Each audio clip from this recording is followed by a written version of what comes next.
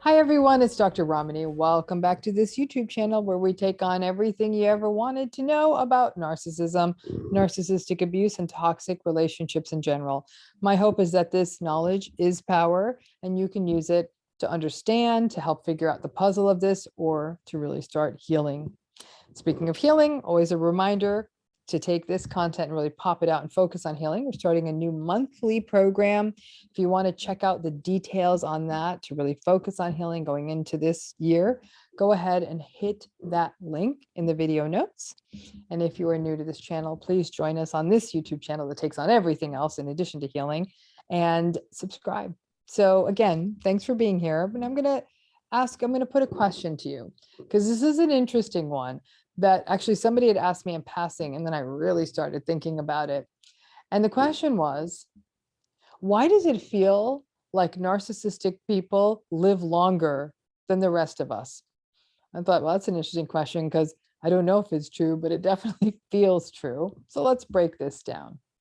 So the real question is, how do narcissistic people sort of affect our own life expectancies? And how does perhaps narcissism affect their own life expectancies? Now, here's the thing. There is no data on this, but it sure as hell feels like a lot of very difficult people live a very long time. So maybe it's a speculation, or maybe it's because they take up so much bandwidth that it feels like they are just living way longer than everyone else. But in recent months, I've spent enough time in healthcare settings with older people and watching older people a lot, and was observing what was happening around me. And what I was often observing was that there were some really difficult older family members who were clearly making life difficult for the healthcare workers in these various hospitals and places I've been going. And interestingly, I also noticed that these really difficult older individuals didn't get many visitors. Now, obviously, some of this is going to be confirmation bias, and I know that I'm very aware of that. But I did wonder, why do the sweet and kind folks seem to pass on earlier than the mean ones? When the kind, compassionate people in our lives predecease the narcissistic and unkind ones, it definitely doesn't sit well with any of us because it sort of flies in the face of the just world that all of us so desperately crave. We want good people to have good things happen to them, right? And bad people, well, I certainly, and maybe we really don't want bad things to happen to them. I don't think we do, but we really don't want good things to happen to them either, right? We want the good people, the kind people to win. Oh, I'll confess, that's what I want at least. So when it seems like the most antagonistic and narcissistic folks in our midst seem to live a really long time and get more rigid and more demanding with age, it gives us pause and some frustration. Some people would think that having to live life in such a dark-hearted, antagonistic way would take a toll on their health, that the hostile negativity would really, really be bad for their overall health. And the answer to that is probably not.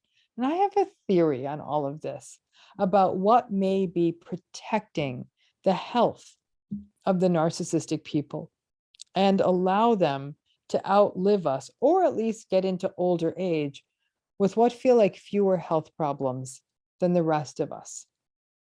First and foremost, narcissistic people aren't carrying the burden of interpersonal stress that any of us who have narcissistic relationships in our lives are carrying. The stress of a toxic relationship may be one of the most profound stressors a person can endure because it's so persistent. It's a stress that raises feelings of helplessness, hopelessness, powerlessness, anxiety, day-to-day frustration, and can translate into a lack of emotional support and practical support. Being invalidated, gaslighted, yelled at, raged at, criticized, undermined, manipulated on a regular basis is deeply, deeply stressful. And that stress affects us physically. It impacts neurohormone and neurotransmitter systems, and that in turn impacts our immune functioning, processes like inflammation, cardiovascular function. Pick a bodily system, it's affected. Being in long-term toxic and narcissistic relationships can result in shifts in mood, and in a subset of cases in depression, which also significantly impacts overall health. And it doesn't just have to be a long-term committed relationship or a marriage to a narcissist that results in this kind of stuff. It can be a long-term relationship, for example, with a narcissistic parent or an adult child, or a toxic workplace or a toxic friend. It's just the regular presence that antagonism has on our lives that can take a toll. So while we carry this stress burden, the narcissistic folks don't.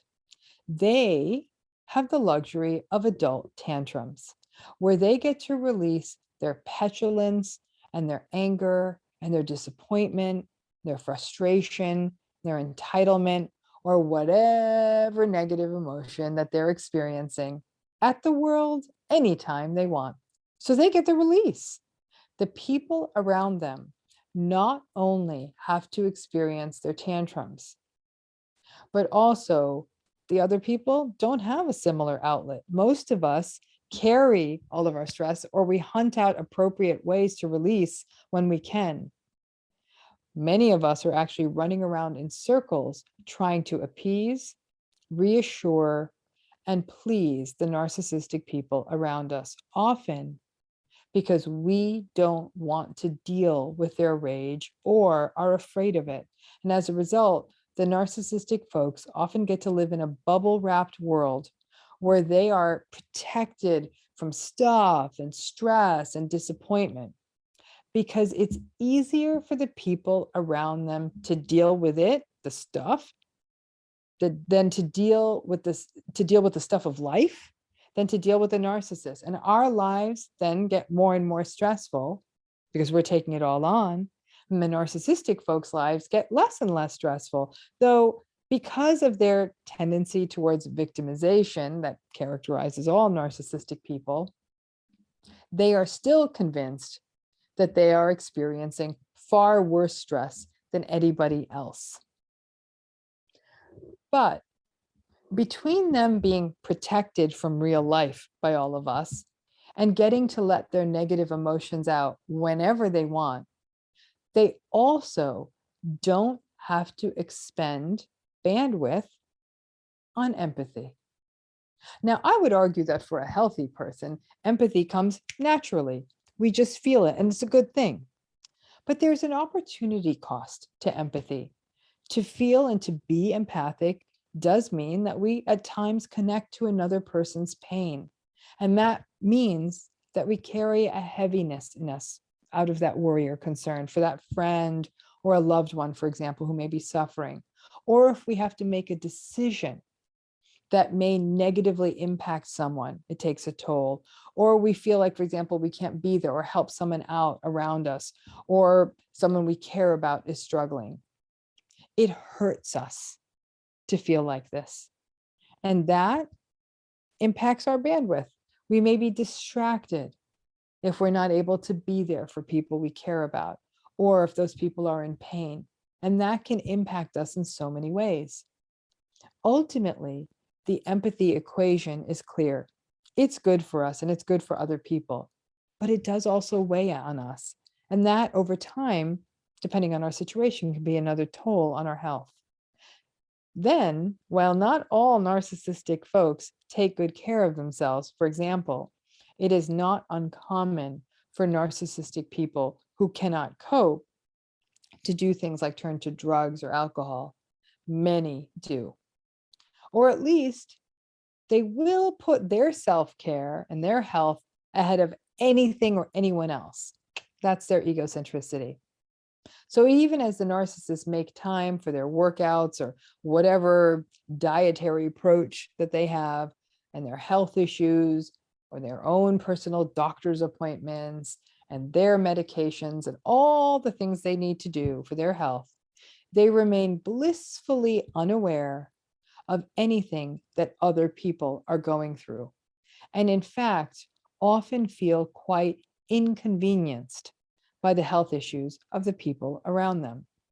So the egocentricity of the narcissistic person is such that they will take care of their health first and not be aware or care about the health needs of the other people around them. And the others around them, stressed out as all of us are because of having to deal with the toxic relationship or the toxic person or the toxic patterns, they themselves may not engage in the kind of preventative health behaviors that keep them healthy, that keep us well. Most survivors and experiencers of narcissistic abuse will report that for example, that their nutrition often took a downslide while they were in the relationship, or they didn't make time for exercise, or they would even forget to take medications or to follow up on medical appointments simply because they were so preoccupied and overwhelmed and distracted by the narcissistically abusive relationship. Now, some of you may be wondering, but these narcissistic folks are so miserable and angry and feel victimized. Doesn't that take a toll? Isn't that stressful for them? I would argue, yes, it does. But then they use their outlet of yelling at other people, making demands of others, and people running around to reassure and appease them to avoid their rage. And their egocentricity and putting themselves first, their lack of empathy, that empathy that can take a toll on us, they don't have it. So it removes the stress and strain of ever being concerned about other people. All of those things together can actually be somewhat protective for their health. So after hearing all of this, it kind of becomes clear, right? Why many times a narcissistic person will outlive the folks around them. I would imagine that many of you have witnessed, for example, long-term relationships or marriages where the narcissistic person outlives the other partner, or in family systems where the more toxic people outlive the kinder siblings. It can actually really be painful to witness because, again, it flies in the face of what we think is fair or just or right. Life isn't fair. And this goes beyond the metaphysical life isn't fair of it all, right? There are real elements of narcissism that may in fact be health protective. Interestingly, this is actually a finding we obtained using data collected in my lab on personality and health, that the narcissistic people actually did more things to protect their health than other groups. This is why it is so important that you understand narcissism. So if you are in these relationships, you can protect yourself and hold on to your health, because the narcissistic folks in your life won't be interested in protecting your health, but they will make sure that they take perfectly fine care of themselves. And as a result, they may very well outlive you. It's an interesting observation. I mean, again, it's anecdotal. We don't have the data on it, but a lot of the patterns in narcissism, and even above all else, their lack of empathy strangely means that they're not staring at the ceiling, wondering about a suffering friend or a struggling family member. They may very well sleep like a baby because they're not thinking about other people and have releases that they're willing to do, scream at anyone, that all the rest of us will not take advantage of. So would be interested to hear your thoughts. Like I said, ain't nothing scientific about that one. It would be interesting though if one day we could get data on mortality and narcissism. Thanks again.